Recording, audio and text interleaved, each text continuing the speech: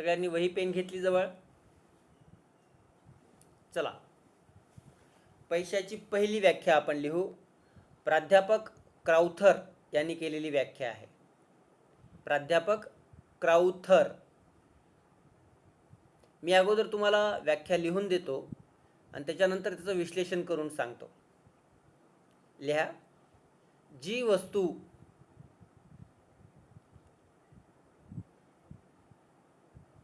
विनिमयाचं माध्यम म्हणून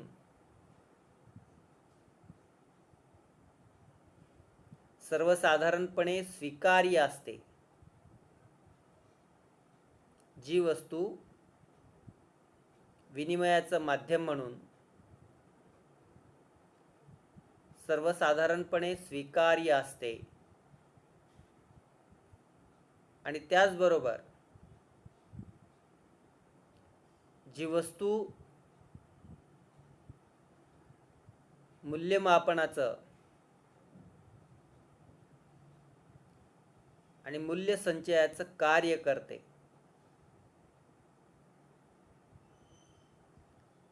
अशी कोणतीही वस्तू म्हणजे पैसा होय.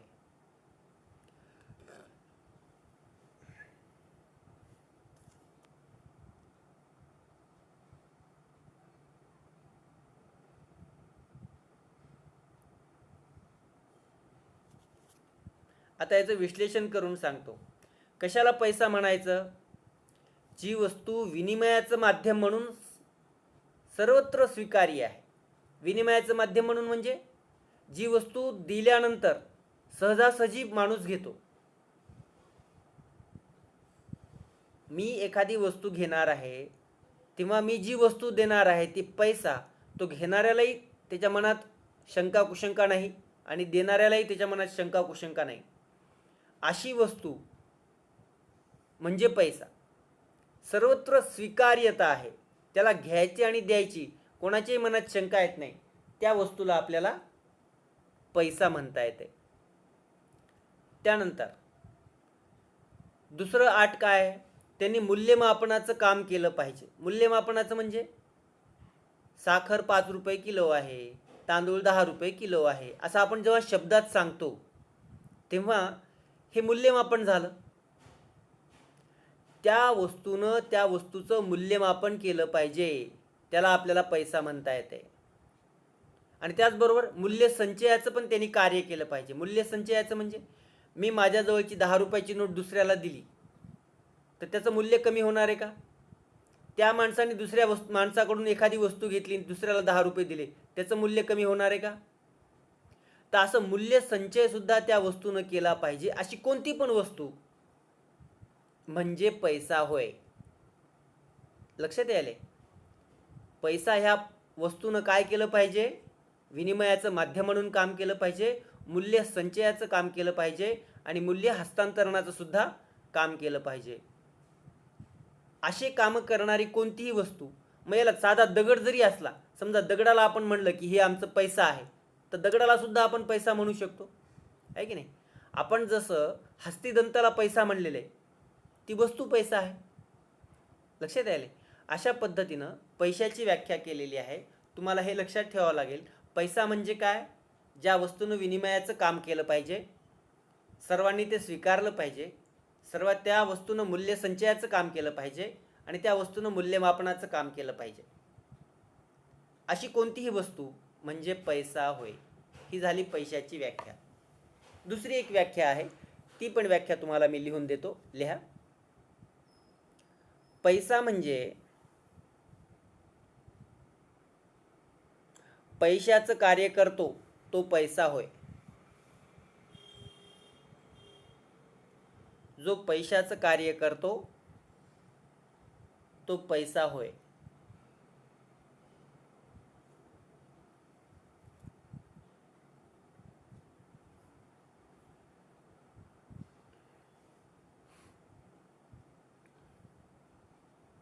पैशाचं कार्य कोणतं आहे हे आत्ता सांगितलेलं. मूल्यमापनाचं, मूल्य संचयाचं, मूल्य हस्तांतरणाचं, विनिमयाचं, हे जी कामं आहेत ती कामं त्या वस्तूने केली पाहिजेत, त्याला आपल्याला पैसा म्हणता येते. त्यानंतर आता लिहा पैशाचे प्रकार.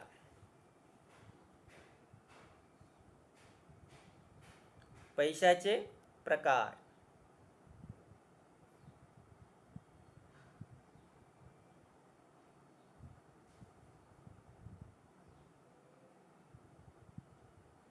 नंबर 1 पशु पैसा.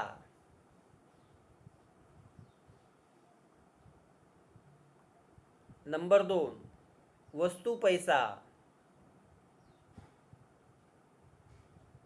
नंबर 3 धातू पैसा. नंबर 4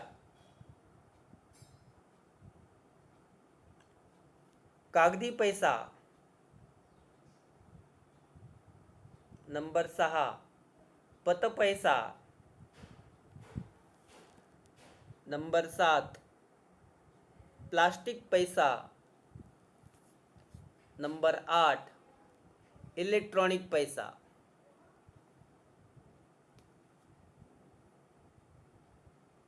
बघा, याचं विश्लेषण करून सांगतो मी आणि त्याच्यानंतर आपण ते लिहून घेऊ. सुरुवातीच्या काळामध्ये माणूस भटका होता, एका ठिकाणून दुसऱ्या ठिकाणी जात होता. त्याच्यानंतर शेतीचा शोध लागला, तो शेती करायला लागला, शेतीसोबत पशुपालन करायला लागला. पशुपालन केल्यामुळं आपल्याला जी पाहिजे ती वस्तू पशुच्या बदल्यात घेऊ लागला, म्हणून पशु याला आपण पैसा म्हणलेला आहे. मी माझ्याकडची गाय देतो, मला पाहिजे असलेली वस्तू घेतो. मी माझ्याकडची शेळी देतो, मला पाहिजे असलेली वस्तू घेतो. अशा पद्धतीनं पशु ह्याचा उपयोग सुरुवातीच्या काळात पैसा म्हणून केला गेलेला आहे. त्याला आपण म्हणतो पशु पैसा. लक्षात आलं? कालांतराने आणखीन अर्थव्यवस्था थोडीशी विकसित झाली. त्या काळामध्ये ज्यांच्याकडे पशु पक्षी नाहीत त्या लोकांनी काय केलं, माझ्याकडची वस्तू देतो. माझ्याकडे गहू आहेत, मला तांदूळ देतो का? माझ्याकडे तांदूळ आहेत, मला ज्वारी देतो का? अशा पद्धतीनं वस्तूच्या बदल्यात वस्तू देणं घेणं सुरू झालं. याला म्हणायचं वस्तू विनिमय पद्धत. त्या वस्तूला आपण पैसा म्हणून वापरलेला आहे, तर त्या ठिकाणी वस्तू हा पैसा झालेला आहे. कालांतराने आणखीन अर्थव्यवस्था विकसित झाली. धातूच्या सहाय्यानं नाणी काढायचं काम सुरू झालं वेगवेगळ्या काळामध्ये राजे रजवाड्यांच्या. मग धातूचा पैसा तयार झाला. सोन्याची धातू बनवली, चांदीची धातू बनवली, कास्याची धातू बनवली, तांब्याची धातू बनवली. वेगवेगळ्या राजाच्या काळामध्ये वेगवेगळ्या पद्धतीची नाणी ही निर्माण झाली होती. त्या नाण्यामध्ये 2 प्रकार आहेत, एक प्रमाणित नाणी आणि दुसरी गौण नाणी. प्रमाणित नाणी म्हणजे त्याच्यावर छापलेली किंमत आणि तेवढ्याच किमतीचा धातू असेल तर त्याला म्हणायचं प्रमाणित नाणी. सोन्याची चांदीची जी नाणी असतात त्याला म्हणतात प्रमाणित नाणी. आणि छापलेल्या किमतीपेक्षा कमी किमतीचा जर धातू असेल तर त्याला म्हणायचं गौण नाणी. आज आपण जी पैसे वापरतो, नाणी वापरतो, ती सगळी गौण नाणी आहेत, आहे की नाही? अशा पद्धतीची धातूची नाणी या ठिकाणी आपण पाहिले. त्याच्यानंतर आणखीन अर्थव्यवस्था विकसित झाली, कारण धातूची नाण्यामध्ये ने-आण करायला अवघड होतं. टिकाऊपणा चांगला होता, परंतु मोठ्या रकमेची नाणी तयार होत नाहीत. मोठी रक्कम द्यायची घ्यायची असेल तर एवढं मोठं पोतं घेऊन जा, मोजायला अडचण, इकडून तिकडे न्यायला अडचण, जडच्या जड. त्याच्यामुळं आणखीन एक पर्याय पाहिजे होता. आणखीन अर्थव्यवस्था विकसित झाली. कागदी पैसा निर्माण झाला. कागदाच्या सहाय्यानं पैसा कसा निर्माण करायचा, कागदी पैसा कसा छापायचा. त्या देशातील प्रत्येक देशामध्ये एक मध्यवर्ती सत्ता असते आणि ती मध्यवर्ती सत्ता हे चलन निर्मितीचं काम करते. त्यांनाच एक अधिकार असतो. भारतामध्ये हा मध्यवर्ती बँकेकडे हा अधिकार आहे. आपल्याकडची मध्यवर्ती बँक चलन निर्माण करते. आपल्या नोटेवर काय लिहिलेलं असतं? भारतीय मध्यवर्ती bank, reserve bank of India, आहे की नाही? ही कागदी नोट छापायचं काम कोण करतं? ही मध्यवर्ती बँक. अशा पद्धतीनं कागदी पैसा चलनामध्ये आला तर तो सुद्धा एक पैशाचा प्रकार म्हणून आपण पाहतो. त्याच्यानंतर पतपैसा हा देखील एक पैशाचा प्रकार आहे. पतपैसा म्हणजे काय? व्यापारी बँका सुद्धा पैसा निर्माण करतात. व्यापारी बँका पैसा छापतात का? छापत नाहीत. त्यांच्याकडे एक पद्धत असते. ते काय करतात? लोकांकडून ठेवीच्या रूपानं ठेव स्वीकारतात आणि लोकांना कर्ज व रक्कम देतात. ह्या दरम्यानच्या काळात जी पैसा तयार होतो त्याला म्हणायचं पतपैसा. हा पतपैसा हा खूप मोठ्या प्रमाणात निर्माण होऊ शकतो.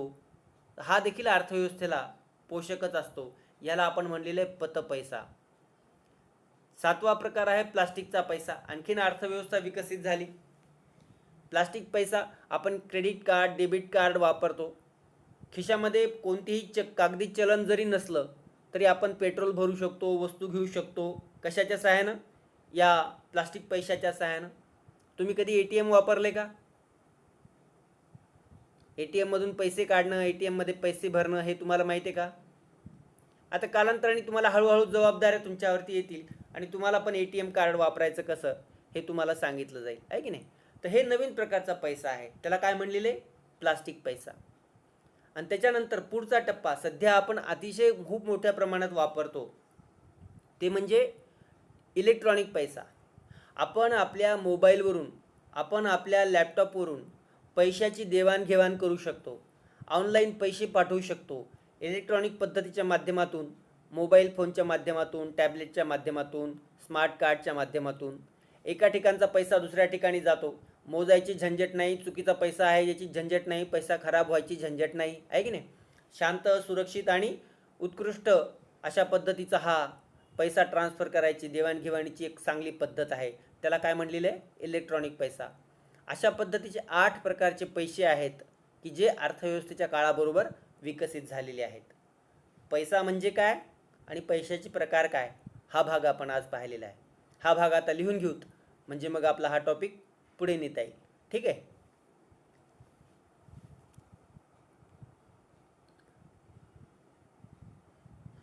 लक्षात यायले ना सगळ्यांच्या?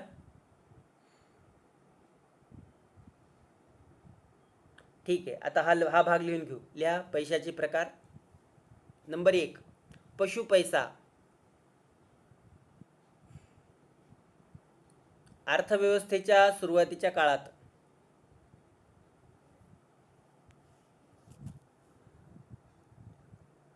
पशुचा उपयोग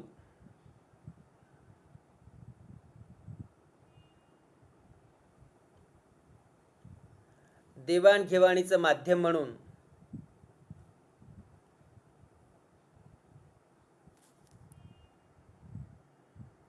वापरला गेला.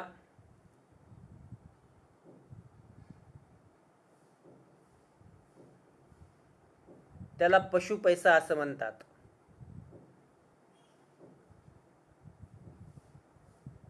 उदाहरणार्थ गाय, बैल, म्हैस, बकरी. गाय, बैल, म्हैस, शेळ्या, मेंढ्या.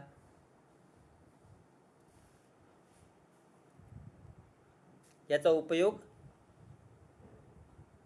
पैसा म्हणून झालेला आहे. नंबर 2 वस्तू पैसा.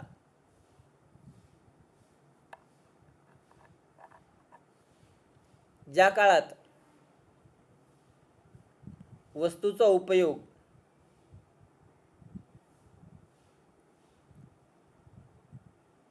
देवाणघेवाणीचं माध्यम म्हणून करण्यात आला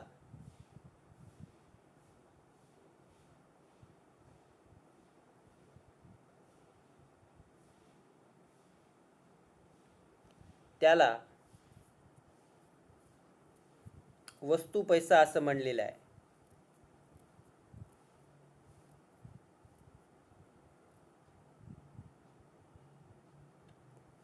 उदाहरणार्थ गहू, तांदूळ, ज्वारी, शंख, शिंपले.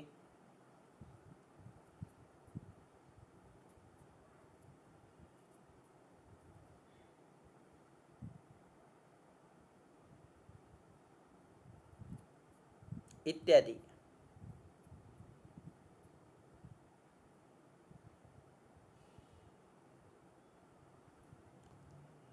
त्याच्यानंतर पुढचा प्रकार धातू पैसा.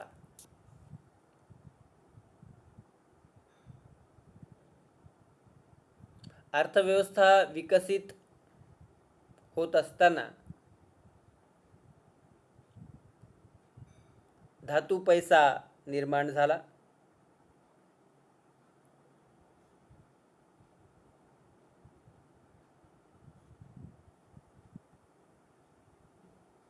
सोनं, चांदी,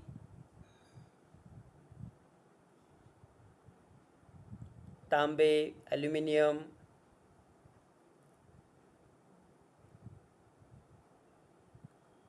या धातूच्या साह्यानं नाणी बनवण्यात येऊ लागली.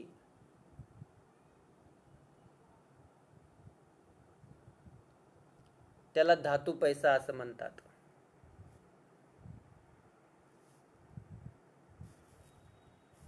त्याला धातू पैसा असं म्हणतात.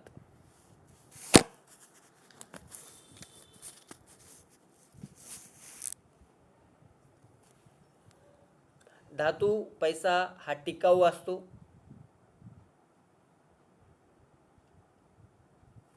परंतु त्याचं वहन करणे, एका ठिकाणाहून दुसऱ्या ठिकाणी नेणे,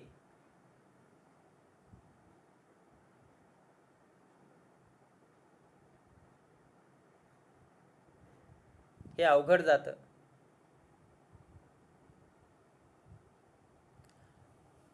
धातू पैशात दोन प्रकार आहेत.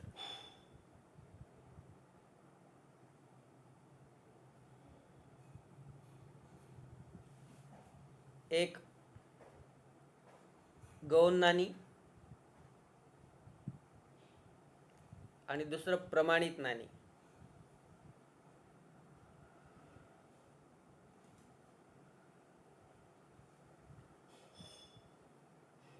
गौण नाणी म्हणजे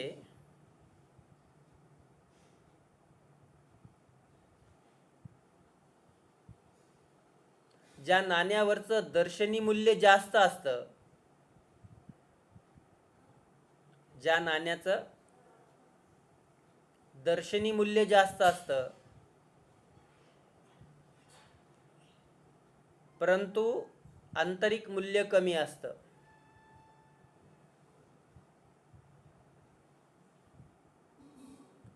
दर्शनी मूल्य जास्त असतं परंतु आंतरिक मूल्य कमी असतं, त्याला गौण नाणी म्हणतात. गौण नाणी. याला दुसरं नाव आहे लाक्षणिक नाणी.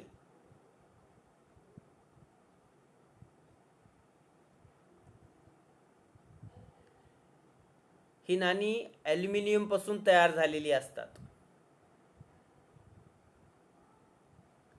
निकेल पासून तयार झालेली असतात.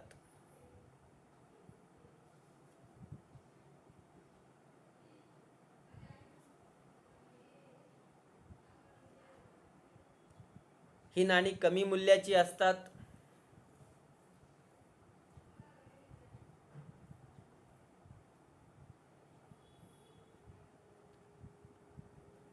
कमी रकमेच्या व्यवहारासाठी ही नाणी वापरतात.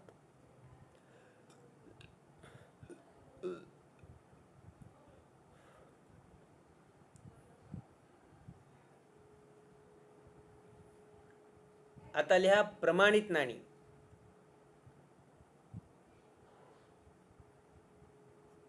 प्रमाणित नाणी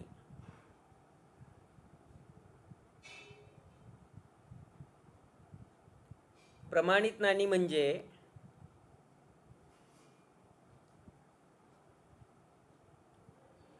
ज्या नाण्यांचं दर्शनी मूल्य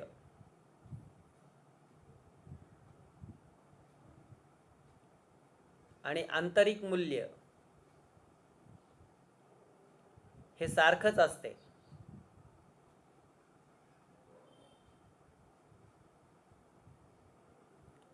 त्याला प्रमाणित नाणी म्हणतात किंवा प्रधान नाणी म्हणतात. प्रमाणित नाणी किंवा प्रधान नाणी.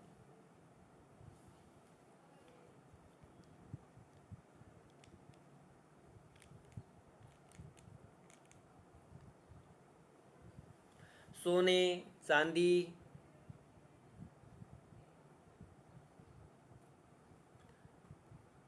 या धातूपासून ही नाणी बनवली जातात.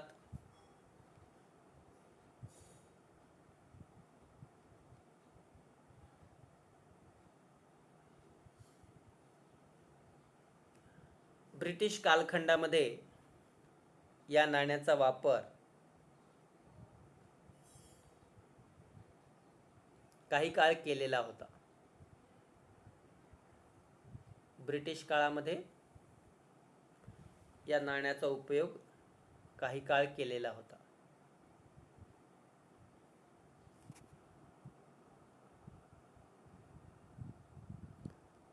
त्यानंतर तुम्हाला एखाद्या वेळेस त्याच्यामध्ये प्रश्न असा विचारला जातो, गौण नाणी आणि प्रधान नाणी याच्यातला फरक लिहा. तेव्हा तुम्हाला हे लिहिता आलं पाहिजे. गौण नाणी म्हणजे काय? ज्याचं आंतरिक मूल्य आणि बाह्य मूल्य हे वेगवेगळं असतं.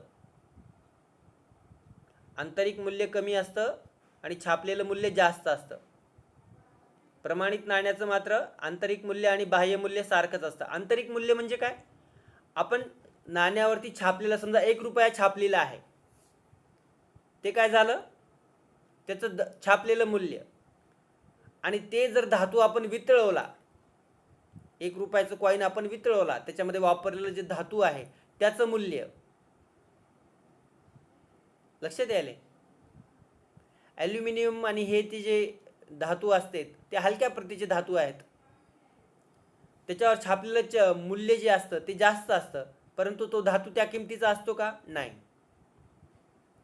सोन्या चांदीची जी धातू आहेत ते मात्र मूल्यवान असतात, त्यामुळे त्याच्यावर छापलेलं मूल्य आणि त्याचं आंतरिक मूल्य हे सारखंच असतं. हा फरक आहे, हे तुम्हाला लिहिता आला पाहिजे. लक्षात यायले? आज वापरत असलेली सर्व नाणी ही गौण नाणी आहेत.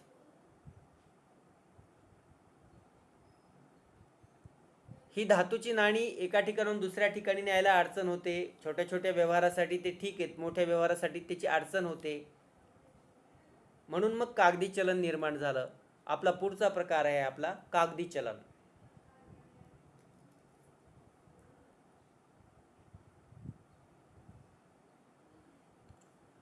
कागदी चलन. चलनामध्ये कागदाचा उपयोग करून चलन निर्माण केलं जातं.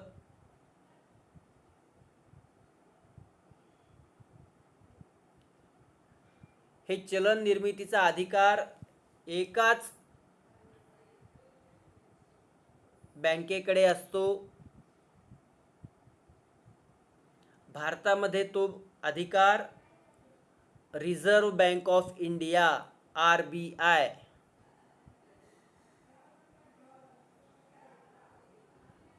यांच्याकडे आहे.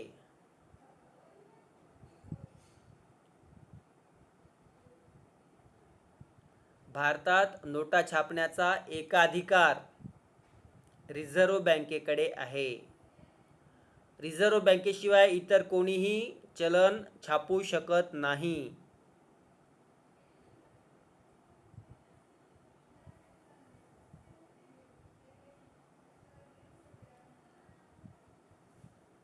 भारत सरकार आणि मध्यवर्ती बँकेकडून या कागदी नोटा चलनामध्ये आणल्या जातात.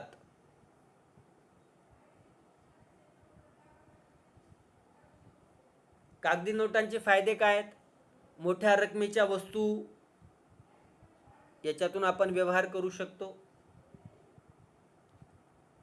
त्या हलक्या असतात, एका ठिकाणून दुसऱ्या ठिकाणी न्यायला सोपे असतात.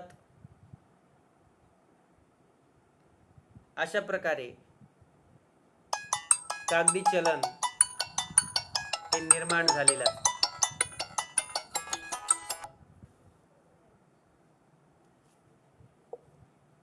त्यानंतर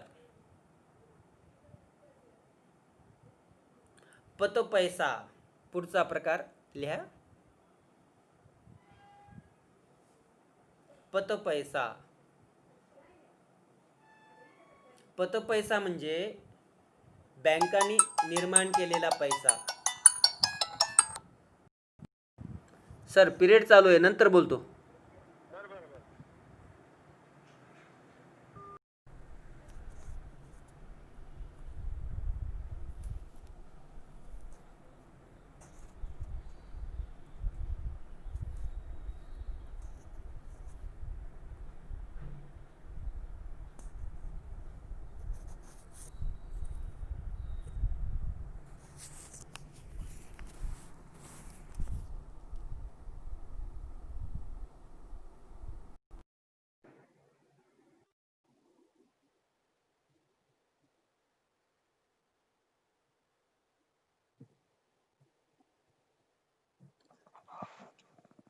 चला पुन्हा एकदा लक्ष द्या. लक्षात यायले? आता लिहा पत पैसा. पत पैसा म्हणजे बँकांनी निर्माण केलेला पैसा. लिहा. हा देखील एक पैशाचा प्रकार आहे.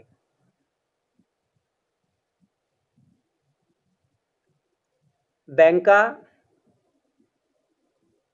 व्यापारी बँका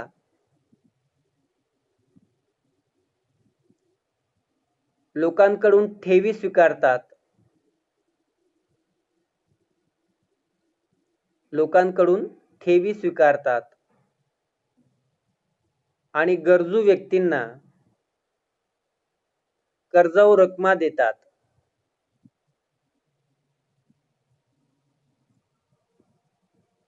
ह्या प्रक्रियेमधून जो पैसा निर्माण होतो त्याला पतपैसा असं म्हणतात.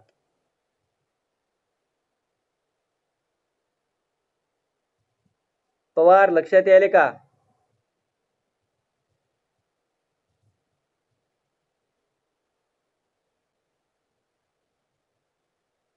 त्याला पतपैसा असे म्हणतात.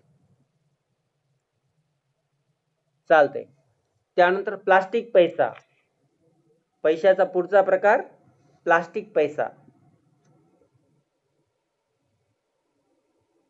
अर्थव्यवस्थेच्या विकसित अवस्थेमध्ये हा पैसा आपण वापरतो. आधुनिक तंत्रज्ञानाचा वापर करून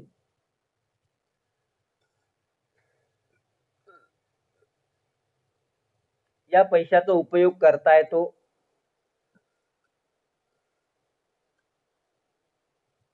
क्रेडिट कार्ड आणि डेबिट कार्ड हे प्लास्टिक पैशाचे उदाहरण आहेत.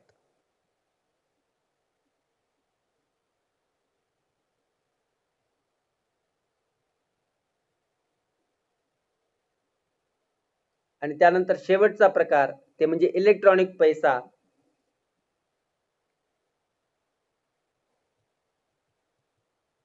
इलेक्ट्रॉनिक पैसा म्हणजे इलेक्ट्रॉनिक पद्धतीनं पैशाचं हस्तांतरण केलं जातं. विनिमयाचे व्यवहार केले जातात.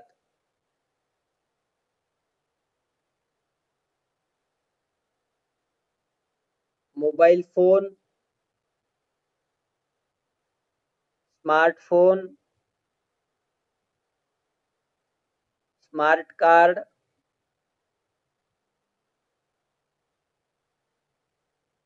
याच्या माध्यमातून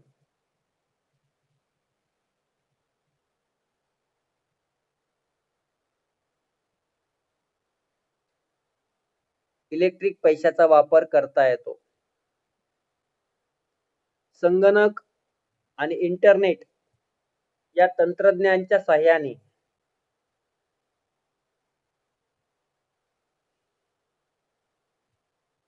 हे व्यवहार केले जातात.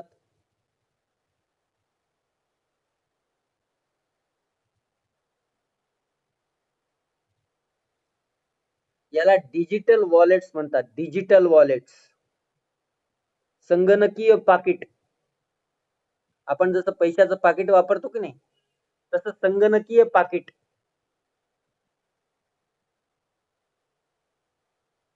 संगणकीय पाकिट अशा पद्धतीनं हे पैशाचे प्रकार आहेत. आजच्या भागामध्ये आपण पैशाची व्याख्या आणि पैशाची प्रकार हा पॉइंट समजून घेतला. लक्षात आलं का सगळ्यांच्या? उद्या पैशाची कार्य, पैशाचे गुणधर्म याविषयीची माहिती आपण पाहणार आहेत. इथं आपण आज थांबूयात. उद्या पुन्हा पिरियड आपण घेऊ. ठीक आहे? ठीक आहे.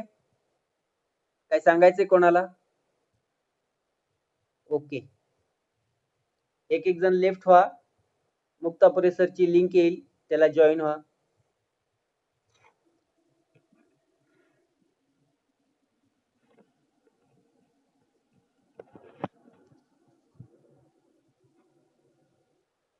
लेफ्ट व्हा एक एक जण.